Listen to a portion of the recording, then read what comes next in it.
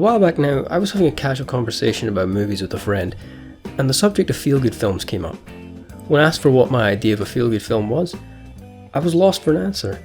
My instinctive response was to say La La Land. The response to that suggestion was that La La Land couldn't be considered a feel-good film, because, spoilers, at the end of the film, Sebastian and Mia don't get together. I had to concede to this point.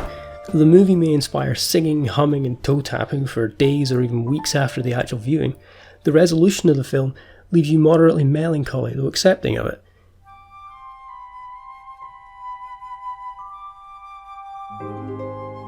So that was it. I didn't have an answer. But then, months later, into my head popped Charlie Brown. For reasons I don't know why, I just started doodling him. I never really had much interest in the Peanuts, or its long-standing popularity. It was mostly lost on me due to the fact that the comic strips ended with its creator Charles Schulz's death in February 2000, a month before I was born.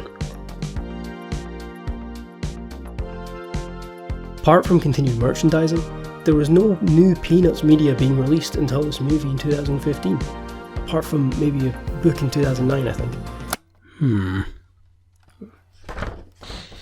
Wait a minute, seems I was wrong there. There was a book in 2009, but also there was 2 series of animated shorts. The first in 2008 from Warner Brothers and the other from 2014, just titled Peanuts. Just last year on Apple TV starred Snoopy in space. Just thought I'd clear that up. Carry on. My knowledge of the Peanuts came purely from word of mouth, or from references from shows like The Simpsons and their Treehouse of Horror episodes. Good grief. Therefore, I wasn't rushing to the cinema to see this film upon its release in 2015. Actually, I first caught it on TV, because it was on every day when I got in for a couple of weeks. I watched a bit, and then I watched another bit, and then finally I sat down and watched the whole thing when I got home one day. And I enjoyed it a lot, before forgetting about it for a few years.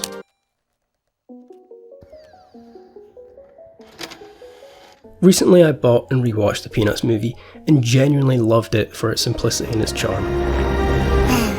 It is a film with no real conflict or antagonist, unless you count Snoopy's imaginary fight with the Red Baron, nor are there any characters who are wholly evil or mean. The film revolves around playground issues like popularity, school events, tests and homework, all from the child's viewpoint that these are the dire issues of their day. You're the only person I know who can turn a simple book report into a lifelong commitment. And much like the comic strip, it's packed full of straight setup gags, all with a warm and vibrant colour palette.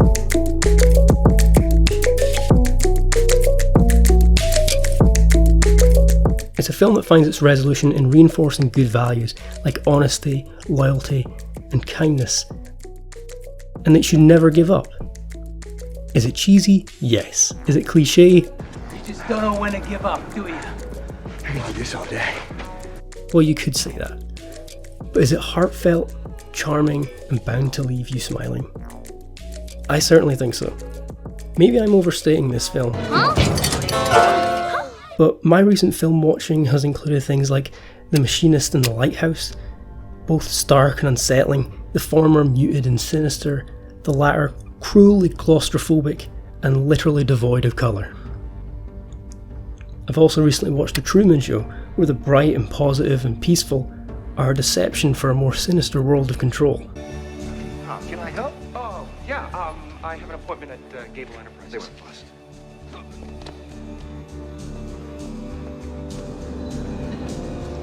What's happened? Nothing. Even the comical Burn After Reading, which I just watched a few days ago, where hidden underneath its quirks and smirks are a set of characters who are all dishonest, disloyal, cruel or violent or selfish, looking out for only themselves in some way or another.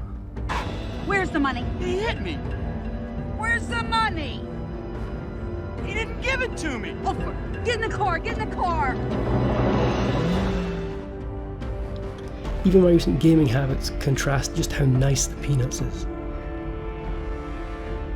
I've still not started my run through The Last of Us Part 2, but I have replayed the first game, a great, well-structured story, but one filled with loss, tragedy, fear, and a toying mix of hope and hopelessness.